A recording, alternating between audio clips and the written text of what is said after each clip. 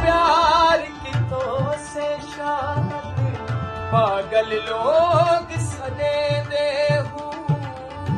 जितने मुंह ते उतनिया गल्ला